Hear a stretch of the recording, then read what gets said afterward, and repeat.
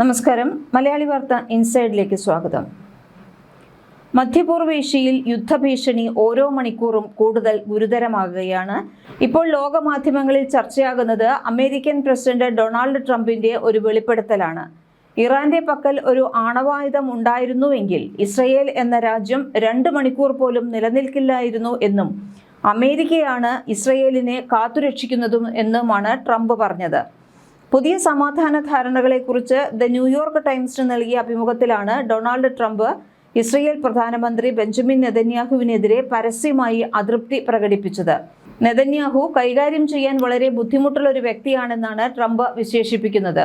ഈ കരാർ സാധ്യമാക്കിയതിന് നെതന്യാഹു അമേരിക്കയോട് അതീവ നന്ദിയുള്ളവനായിരിക്കണമെന്നും ഇറാന്റെ പക്കൽ ഒരു ആണവായുധം ഉണ്ടായിരുന്നുവെങ്കിൽ ഇസ്രയേൽ എന്ന രാജ്യം 2 മണിക്കൂർ പോലും നിലനിൽക്കില്ലായിരുന്നു എന്നും അമേരിക്കയാണ് കാത്തുസൂക്ഷിക്കുന്നതെന്നുമാണ് ട്രംപ് പറയുന്നത്. US-ഉം ഇറാനും തമ്മിൽ യുദ്ധം അവസാനിപ്പിക്കുന്നതിനായി നടത്തിയ ഈ ചർച്ചകളിൽ ഇസ്രയേൽ പങ്കാളികളായിരുന്നില്ല. കരാറിലെ വ്യവസ്ഥകൾ ഇസ്രയേലിന്റെ ഔദ്യോഗിക വൃത്തങ്ങളിൽ വലിയ ആശങ്കയ്ക്ക് കാരണമായിട്ടുണ്ട്. പശ്ചിമേഷ്യൻ യുദ്ധക്കളത്തിന് പൂർണ്ണ വിരാമം കുറിച്ചുകൊണ്ട് ലോകം മുഴുവൻ കാത്തിരിക്കുന്ന ആ വമ്പൻ സമാധാന കരാറിന് ധാരണയായി. കരാറിൽ ഒപ്പിടുന്നത് അടക്കമുള്ള കൂടുതൽ വിവരങ്ങൾ പുറത്തു വന്നിട്ടുണ്ട്. അടുത്ത വെള്ളിയാഴ്ച, അതായത് ജൂൺ 19-ന് സ്വിറ്റ്സർലൻഡിൽ വെച്ച് അമേരിക്കയും ഇറാനും തമ്മിലുള്ള ചരിത്രപരമായ കരാർ ഔദ്യോഗികമായി ഒപ്പുവെക്കും. എന്നാൽ വെറും 2 പേജ് മാത്രമുള്ള ഒരു അതിശക്തമായ ധാരണാപത്രത്തിലാണ് ഒപ്പിടുന്നതെന്നാണ് പുറത്തുവരുന്ന രഹസ്യ വിവരം.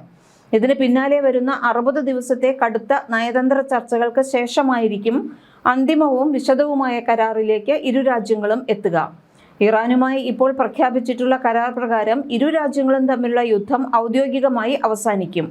അമേരിക്കൻ പ്രസിഡന്റ് ട്രംപും മധ്യസ്ഥനായി നിന്ന പാകിസ്ഥാൻ പ്രധാനമന്ത്രി ഷെഹബാസ് ഷെരീഫും ചേർന്ന് ഉണ്ടാക്കിയ മാസ്റ്റർ പ്ലാൻ അനുസരിച്ചാണ് വെള്ളിയാഴ്ച സ്വിറ്റ്സർലൻഡിലെ ജനീവയിൽ വെച്ച് ഈ 2 പേജ് ധാരണാപത്രം ഒപ്പിടുന്നത്.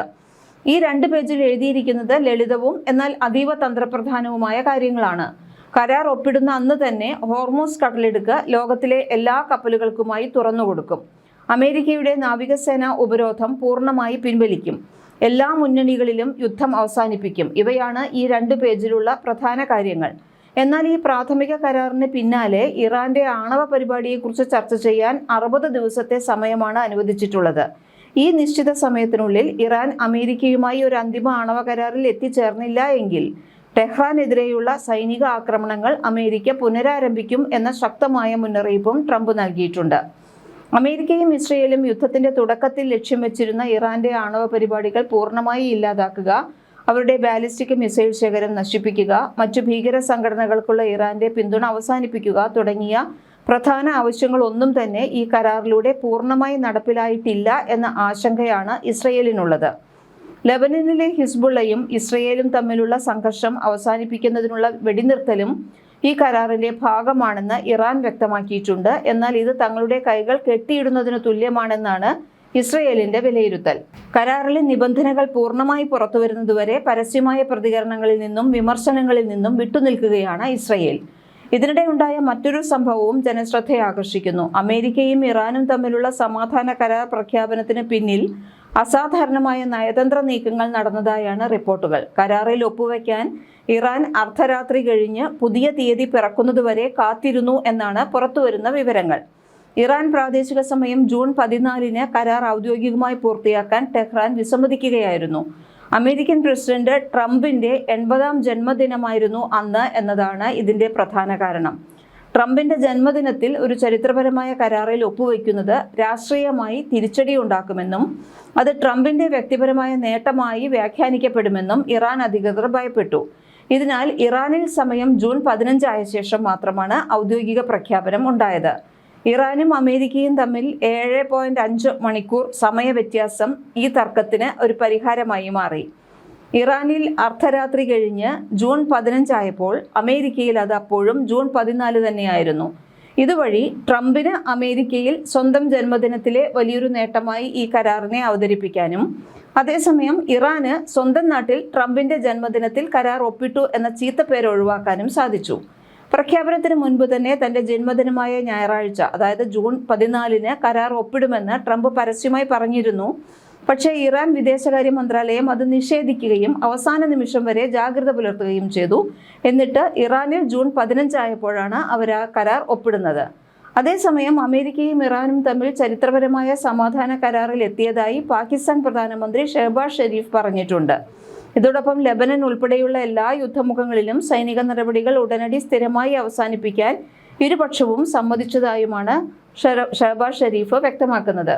എക്സിലൂടെയാണ് പാക് പ്രധാനമന്ത്രി നിർണായക വിവരം പുറത്തുവിട്ടത്. വരുന്ന വെള്ളിയാഴ്ച, അതായത് ജൂൺ 19 തീയതി സ്വിറ്റ്സർലൻഡിൽ വെച്ച് കരാറിന്റെ ഔദ്യോഗിക ഒപ്പുവയ്ക്കൽ ചടങ്ങ് നടക്കുമെന്നും അദ്ദേഹം പറഞ്ഞു. കരാറിന്റെ അന്തിമ രൂപരേഖ തയ്യാറാക്കുന്നതിനായി ഇരുവിഭാഗത്തിലെയും മധ്യസ്ഥർ പങ്കെടുക്കുന്ന നിർണായക യോഗങ്ങൾ ഈ ആഴ്ച തന്നെ നടക്കും. സമാധാന പാതയിലേക്ക് വരാൻ തയ്യാറായ അമേരിക്കയ്ക്കും ഇറാനും ഷെഹബാസ് ഷെരീഫ് നന്ദി അറിയിച്ചു. ചർച്ചകൾ വിജയകരമാക്കാൻ പിന്തുണ നൽകിയ ഖത്തറിനും കരാർ യാഥാർത്ഥ്യമാക്കുന്നതിൽ നിർണായക സംഭാവനകൾ നൽകിയ സൗദി അറേബ്യ, തുർക്കി എന്നീ രാജ്യങ്ങളുടെ നേതൃത്വത്തിനും അദ്ദേഹം പ്രത്യേകം നന്ദി രേഖപ്പെടുത്തി. ഇറാന്റെ സുപ്രീം നാഷണൽ സെക്യൂരിറ്റി കൗൺസിൽ പുറത്തുവിട്ട ഔദ്യോഗിക വിവരങ്ങൾ പ്രകാരം ലെബനൻ ഉൾപ്പെടെയുള്ള എല്ലാ യുദ്ധമുഖങ്ങളിലും ഉടനടി സൈനിക നടപടികൾ അവസാനിപ്പിക്കും. ഇറാന്റെ തുറമുഖങ്ങൾക്ക് മേൽ US ഏർപ്പെടുത്തിയിരുന്ന നാവിക ഉപരോധം പൂർണ്ണമായും പിൻവലിക്കും. ഇതേസമയം യുദ്ധം അവസാനിപ്പിക്കുന്നതായി പ്രഖ്യാപനം എത്തിയെങ്കിലും ഇറാനിലും കാര്യങ്ങൾ അത്ര ശാന്തമൊന്നുമല്ല. യുദ്ധം അവസാനിപ്പിക്കാൻ US നിർബന്ധിതരായി എന്നാണ് ഇറാൻ മാധ്യമങ്ങൾ റിപ്പോർട്ട് ചെയ്തിട്ടുള്ളത്. എന്നാൽ അമേരിക്കയെ വിശ്വസിക്കുന്നത് എങ്ങനെയെന്ന ചോദ്യം ഇറാൻ ഭരണകൂടത്തിൽ നിന്നും ഉയരുന്നുമുണ്ട്. അമേരിക്കയുമായി ഒത്തുതീർപ്പിന് ശ്രമിക്കുന്ന നയതന്ത്രജ്ഞരും അമേരിക്കയെ വിശ്വസിക്കരുത് എന്ന് പറയുന്ന തീവ്ര നിലപാടുകാരായ വിപ്ലവ ഗാർഡുകളും തമ്മിൽ ഇറാൻ ഭരണകൂടത്തിനുള്ളിൽ ഇപ്പോൾ വൻ ഗ്രൂപ്പ് പോര് തെരുവിലേക്കും പടർന്നിട്ടുണ്ട്. അമേരിക്കയും ഇറാനും തമ്മിലുള്ള ബന്ധം പതിറ്റാണ്ടുകളായി സംഘർഷപൂർണ്ണം തന്നെയാണ്. പ്രത്യേകിച്ച് ഇറാന്റെ ആണവ പദ്ധതി അമേരിക്കയെ എന്നും ആശങ്കപ്പെടുത്തുന്ന വിഷയമാണ്. അമേരിക്കയുടെ നിലപാട് വ്യക്തമാണ്. ഇറാൻ ആണവായുധം നിർമ്മിക്കരുത്. ഇറാൻ പറയുന്നത് മറ്റൊന്നാണ്. ഞങ്ങളുടെ ആണവ പദ്ധതി സമാധാനപരമായ ആവശ്യങ്ങൾക്കാണ്. ഈ തർക്കമാണ് വർഷങ്ങളായി തുടരുന്നത്. ഇറാനുമായി വെടിനിർത്തലിനും സമാധാന ചർച്ചകൾക്കും പുരോഗതിയുണ്ടെന്ന് ട്രംപ് പറയുമ്പോഴും ഒരു വലിയ ചോദ്യം ബാക്കിയാണ്. ഇറാൻ ഇതെല്ലാം അംഗീകരിച്ചിട്ടുണ്ടോ?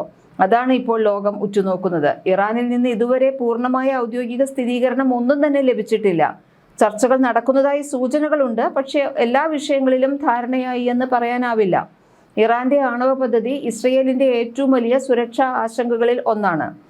അതിനാൽ ഏതൊരു കരാറും ഇസ്രയേലിന്റെ താല്പര്യങ്ങളെ ബാധിക്കുമോ എന്നത് വലിയ ചർച്ചാ വിഷയമാണ്. ഇപ്പോൾ ലോകം 3 സാധ്യതകളാണ് കാണുന്നത്. ഒന്നാമത്തേത്, സമാധാന കരാർ വിജയിക്കുന്നു. അങ്ങനെ സംഭവിച്ചാൽ മധ്യപൂർവേഷ്യയിലെ സംഘർഷം ഗണ്യമായി കുറയും. എണ്ണവില സ്ഥിരത കൈവരിക്കും. ആഗോള സമ്പദ് വ്യവസ്ഥയ്ക്കും ആശ്വാസമാകും.